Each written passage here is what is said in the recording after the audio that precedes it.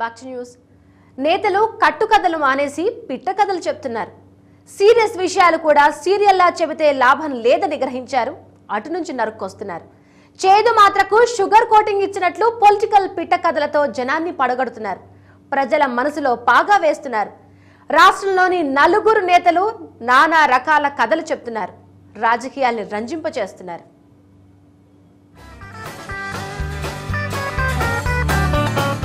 జవహర్లాల్ నెహ్రూ గారు బాగా ఆలోచన చేసి సర్దార్ పటేల్ గారు దీన్ని ఒక బంధం ఏర్పరిచారు. శ్రీమతి ఇందిరాగాంధీ గారు పార్లమెంట్లో 1972లో ఈ చిక్కుముడిని గట్టిగా వేసింది.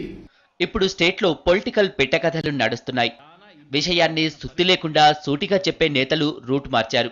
ఎంత సీరియస్ ఇష్యూ అయినా కథల రూపంలో చెబుతున్నారు. పిట్టకథలతో జనాన్ని ఆకట్టుకునే ప్రయత్నం చేస్తున్నారు. సీఎం కిరణ్, ప్రతిపక్ష నేత చంద్రబాబు, కేసీఆర్, జగన్ అందరూ ఇదే బాట పట్టారు. రాష్ట్రాన్ని కలిపింది నెహ్రూ, పటేల్ అని, ఆ బంధాన్ని ఇందిరాగాంధీ మరింత దృఢంగా చేశారని, ఆ అనుబంధాన్ని ఎవరూ విడదీయలేరంటూ పిట్టకథ చెప్పారు సీఎం కిరణ్. ఆ రోజు జవహర్లాల్ నెహ్రూ గారు బాగా ఆలోచన చేసి సర్దార్ పటేల్ గారు దీన్ని ఒక బంధం ఏర్పరిచారు. ఈ రాష్ట్రంని రెండు ప్రాంతాలు కలిసి ఉండాలని ఒక గట్టి బంధం ఏర్పరిచారు. ఈ బంధాన్ని శ్రీమతి ఇందిరాగాంధీ గారు పార్లమెంట్లో 1972లో ఈ చిక్కుముడిని గట్టిగా వేసింది. ఈ బంధం విడిపోకూడదు 371D ద్వారా పార్లమెంట్లో నేరుగా చెప్పి.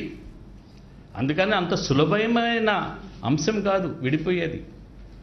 అంత సులువుగా ఈ బంధాన్ని, ఈ ముడిని విప్పుకుండేదానికి చాలా ఇబ్బందికరమైన పరిస్థితులు మనకు వస్తాయి.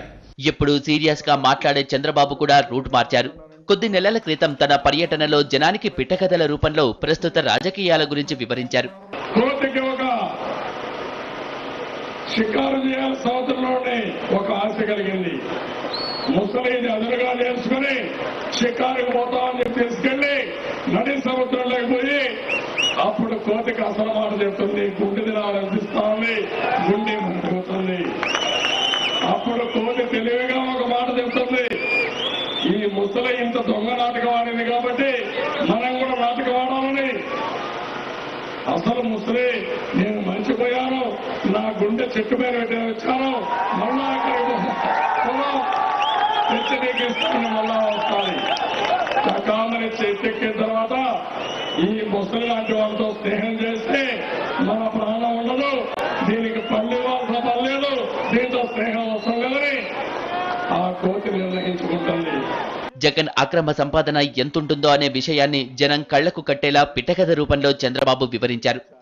అందరూ వేల కోట్లు దోచుకున్నారు, ఇప్పటికి పట్టుకుంది మాత్రం 884 కోట్ల రూపాయలు అటాచ్ చేశారు.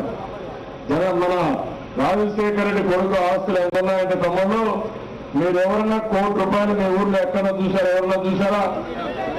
₹1 ఇక్కడ చూడాలి కదా, ₹100 చూశారు కదా. ₹100 నోట్లు 100 కడితే ₹10,000 అవుతాయి. అది ఒక కట్ట అవుతుంది. అలాంటి కట్టలు 500 కడితే ఒక గోను సంచులు వేయచ్చు. అవన్నీ కూడా 50 లక్షలు అవుతాయి. అలాంటి గోను సంచులు ఒక లారీకి 200 వేయచ్చు. అది 100 కోట్లు అవుతుంది. అలాంటి లారీలు 100 లారీలు పట్టే డబ్బులు రాజశేఖర రెడ్డి కొడుకు, 100 కాదు 1000 లారీలు పట్టే డబ్బులు రాజశేఖర రెడ్డి కొడుకు మొత్తం అక్రమంగా సంపాదించిన తమ్ముళ్ళు తండ్రిని అర్థం పెట్టుకొని. మాటల మరాఠీ కేసీఆర్ పిట్టకథలతో ప్రజలను ఆకట్టుకుంటున్నారు. ఉద్యమానికి ఊపిచ్చేలా పిట్టకథల రూపంలో విషయం వివరిస్తున్నారు. పాములన్నీ సమావేశం పెట్టండి, ఆయన అన్నందుకు చెప్తున్నాను. పాములు సమావేశం పెట్టుకున్నారని నీ అమ్మాయి ఎప్పుడు చూసినా మనం కొట్టి చంపుతారు, దేశం కదరా భయ్. శంకర్ నువ్వు పోయి అడుగుదామన్నారు. అందరు కలిసి 2-3 రిప్రజెంటేటివ్స్గా పెట్టుకొని దేవుని దగ్గర పంపించి శంకర్ను గుడికి పోయినాయి ఆ పాములు. స్వామి మమ్మల్ని ఎవ్వరు చూసినా కొట్టి చంపుతాను, ఏం చేయాలంటే మీరు అందరినీ కలిసి చంపుతాను కాబట్టి వాళ్ళు మిమ్మల్ని కొట్టి చంపుతారా. మళ్ళీ పాములు బ్యాక్ వచ్చేసి దేవుడికి ఇట్లా అన్నాడా అని సమావేశం పెట్టి ఈడికెళ్ళి కరసుడు బంద్ అని తీర్మానం చేసి పాములు కరసుడు బంద్ చేసి బంద్ చేసిన తర్వాత ప్రజలకు భయం పోయింది. ఇక ఒక కట్టెల మోపులు అమ్ముకుంటూ ఉంటారు కదా పాపం గ్రామీణ ప్రాంతాలలో. ఆయన అడిగి పోయిండు, బ్రహ్మాండంగా కట్టెలని కొట్టి మోపు కట్టిడు. తాడు మర్చిపోయింది పాపం, మోపు కట్టే తాడు. అక్కడ చూసే వరకు మంచి నాగం బాబడిపోతుంది. కడతలేదు కాబట్టి ఆయన దాన్నే పట్టిండు, మోపు కట్టిండు, ఇంటికి తెచ్చిండు. తెచ్చి ఏం చేసిందంటే, కట్టెల మోపు కదా, మోసి బరువు ఉంటుంది, అడుగు నుంచి తీసుకొని వస్తారు ఇంటికి. వేరే బ్యాగ్ ఏదైనా బాటిల్ ఏదైనా మళ్ళీ నిదానంగా పెడతాం ఇట్లా, కానీ కట్టెల మోపు దిప్పుకొని ఎత్తేస్తారు. ఎత్తేసే వరకు పాప మా పాము బొక్కలన్నీ రిపోయింది. దేక్కుంటా మళ్ళా శంకర్ని గుడికి పోయింది. పోయి స్వామి నువ్వు చెప్పి మళ్ళీ ఉల్టా అవుతుంది మాకు, ఇదేం కథనా అంటారే, నీ పిచ్చిదాన నీకు ముఖం లేదు, నిన్ను కరవద్దని చెప్పినా కానీ నీకు బుస్సు తప్పుకోకమని చెప్పినానే, నువ్వు సరే ముట్టపోయినప్పుడు బుస్సు అంటే కూడా ఆ దగ్గర దుంకుతుండే ఒక దెబ్బకు. అవి గట్లుండాలి మాత్రం, కొడతా. తాజాగా జగన్ కూడా అదే దారి పట్టారు. 16 నెలల తర్వాత మీడియా ముందుకు వచ్చిన జగన్ రాష్ట్రాన్ని సమైక్యంగా ఉంచాలంటూ ఓ తండ్రి పిల్లలకు అన్యాయం చేయకూడదంటూ పిట్టకథ రూపంలో సమైక్య స్టోరీ వివరించారు. రాష్ట్రాన్ని విభజించేటప్పుడు ఒక తండ్రిగా ఆలోచన చేయవలసిన పరిస్థితిని పక్కన పెట్టి ఇవాళ జరుగుతూ ఉన్న పరిస్థితిని ఒక్కసారి చూస్తే బాధ అనిపిస్తుంది. నేను ఒక చిన్న ఉదాహరణ చెప్పదలుచుకున్నా. 2 పిల్లలు ఉన్నారు ఒక తండ్రికి, ఒక కూతురు ఒక కొడుకు. తండ్రి అనేవాడు ఎలా ఉండాలి అని అంటే, తండ్రి అనే మనిషి ఎలా ఉండాలి అని అంటే, కూతురు వచ్చి నానా నాకు అన్యాయం జరుగుతూ ఉంది అని చెప్పి ఆ కూతురు అన్నప్పుడు ఆ తండ్రి పలికే పరిస్థితిలో ఉండాలి. అటువంటి పరిస్థితి రాకుండా చూడడానికి ఆరాటపడాలి. కొడుకు వచ్చి నానాను నాకు అన్యాయం చేస్తున్నావు అని చెప్పి అనిపించుకునే పరిస్థితిలో ఏ రోజు కూడా ఆ తండ్రి ఆ పరిష్కారాన్ని చూపకూడదు. పిల్లలు ముందు రోజుల్లో కూడా కొట్టుకునే పరిస్థితి రాని విధంగానే పరిష్కారం జరగాలి. అలా ఒకవేళ చేయలేని పరిస్థితి ఉన్నప్పుడు విడిచిపెట్టేయాలి, యథావిధిగా విడిచిపెట్టేయాలి. విషయాన్ని సూటిగా చెప్పే కన్నా ఇలా పిట్టకథల రూపంలో చెబితేనే ప్రజలు వినటానికి చెవి కోసుకుంటున్నారు. పెద్ద ఎత్తున హర్షం వ్యక్తం చేస్తున్నారు. తాము అనుకున్నది జనానికి రీచ్ అవ్వటానికి ఇలా పిట్టకథల రూపంలో విషయాన్ని చెబుతున్నారు నేతలు. పిట్టకథల రూపంలో విషయం చెబితే తమ పాపులారిటీ పెరుగుతుందని నేతలు భావిస్తున్నారు.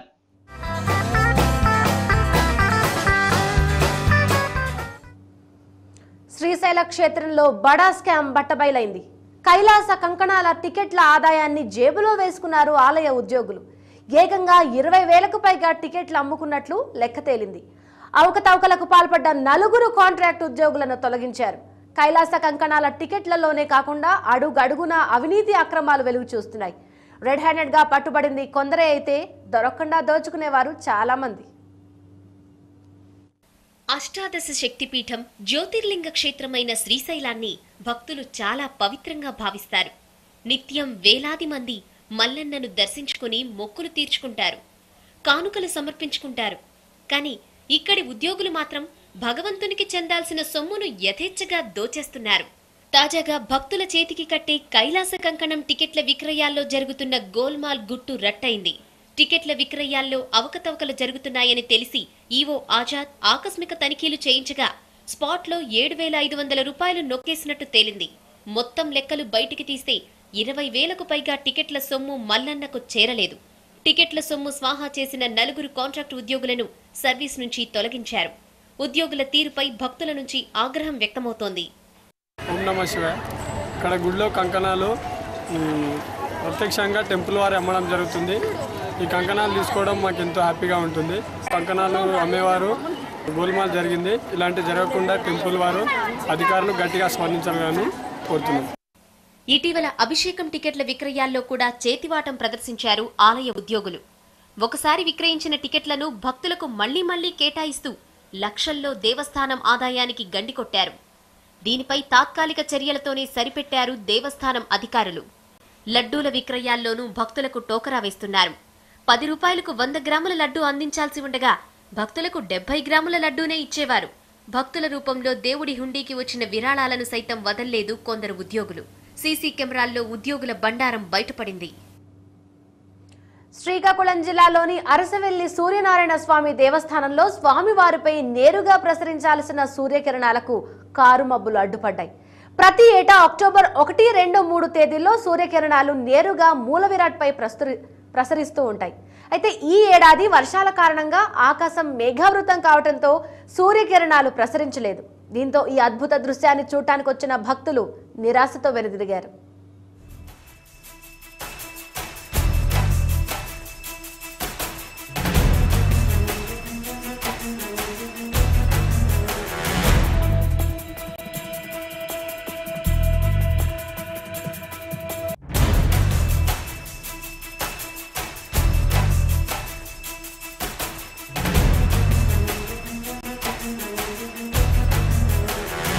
మేము యాదగిరిగుట్ట నుంచి వచ్చామండి. మేము ఇలా సూర్యనారాయణమూర్తి దర్శనం చేసుకుందామని వచ్చాము. చాలా బాగా దర్శనం అది అయిందండి. చాలా సంతోషించాం. మేము ఇక్కడ సూర్యకిరణాలు పడతాయని చెప్పేసి అంటే మేము చూద్దామని ఎంతో ఆతృతగా వచ్చేవాడు. మా అదృష్టం బాగుండలేదేమో, అందుకే ఇవాళ సూర్యకిరణాలు పడలేదు. ఏం చెయ్యాలా, ఉందామా వెళ్ళిపోదామా అని ఆలోచనలో ఉన్నాం. అక్టోబర్ 1, 2, 3 తేదీల్లో పడడం అనేది అనవైతే. అయితే వాతావరణం అనుకూలించలేకపోవడం చేత ఈరోజు అంటే కొంతమేరకు ఎందుకంటే మనకు తెలుసు ఈ తుఫాన్ ఎఫెక్ట్ వల్ల మనకి అంత మబ్బులై నిన్నంత వర్షం, దానివల్ల భక్తులు కూడా తగ్గారు. కానీ కొంత 50% వీళ్ళు బాగానే ఉంది. రేపు తప్పకుండా, రేపు ఎల్లుండి కూడా 2 రోజులు కూడా ఉన్నాయి. తప్పకుండా ఆ సూర్య భగవాన్ కటాక్షాలతోటి తప్పకుండా ఆ సూర్య భగవాన్ పైక ఆ కిరణాలనే ప్రసరిస్తాయి. శ్రీవారి బ్రహ్మోత్సవాలను పురస్కరించుకుని తిరుమలలో కోయిల ఆళ్వార్ తిరుమంజనం నిర్వహించారు. ఈ కార్యక్రమంలో టీటీడీ చైర్మన్ బాపిరాజు, ఇతర సిబ్బంది, భక్తులు పాల్గొన్నారు. సినీ నటుడు రామ్ చరణ్ భార్య ఉపాసన కూడా తిరుమంజన సేవలో పాల్పంచుకున్నారు. సామాన్య భక్తులు, విఐపీలు, సిబ్బంది అంతా అత్యంత భక్తి శ్రద్ధలతో స్వామివారిని కొలిచి తరించారు.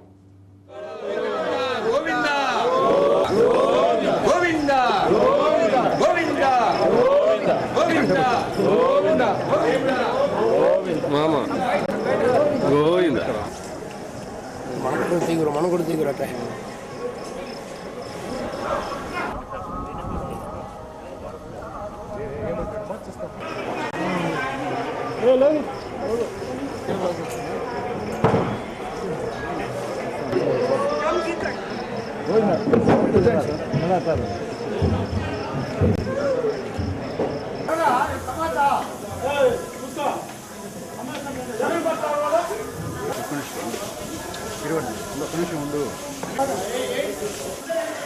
నీళ్ళు కొడతామండి.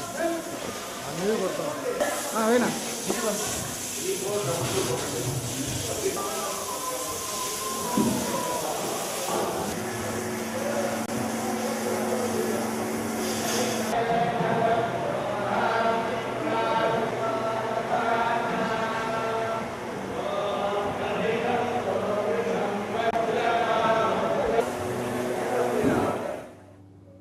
కేదార్నాథ్ యాత్ర 4 రోజులు వాయిదా పడింది. యాత్రను ఈ నెల 5 నుంచి ప్రారంభించాలని ఉత్తరాఖండ్ సర్కార్ నిర్ణయించింది. ఈ మేరకు అధికారిక ప్రకటన విడుదల చేసింది. నవరాత్రులతో పాటు యాత్రను 5వ తేదీ నుంచి ప్రారంభించాలని నిర్ణయించింది. నవంబర్ వరకు యాత్రను కొనసాగించడానికి ఉత్తరాఖండ్ ప్రభుత్వం ఏర్పాట్లు చేసింది.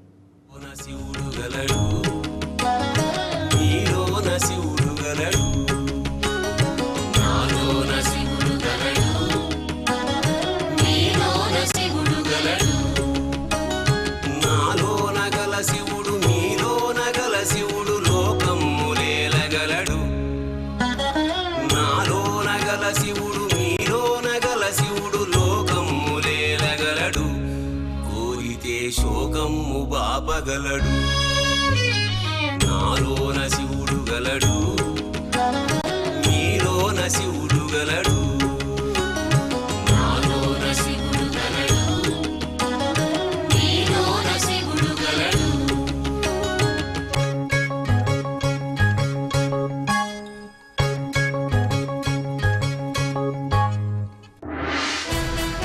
సాయంత్రం ఢిల్లీకి బొత్స, రాష్ట్ర పరిస్థితులపై అధిష్టానానికి నివేదిక.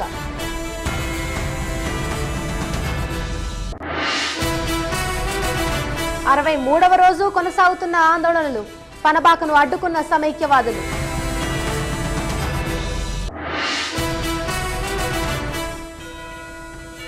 వైఎస్కు కుటుంబ సభ్యుల నివాళి, భారీగా తరలివచ్చిన కార్యకర్తలు. అరసవెల్లిలో కనిపించని అద్భుతం, నిరాశతో వెనుతిరిగిన భక్తులు.